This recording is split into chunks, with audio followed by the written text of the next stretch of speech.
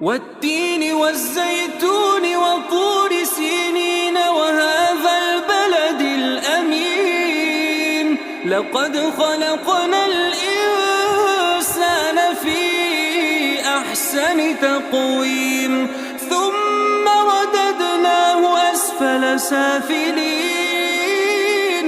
إلا الذين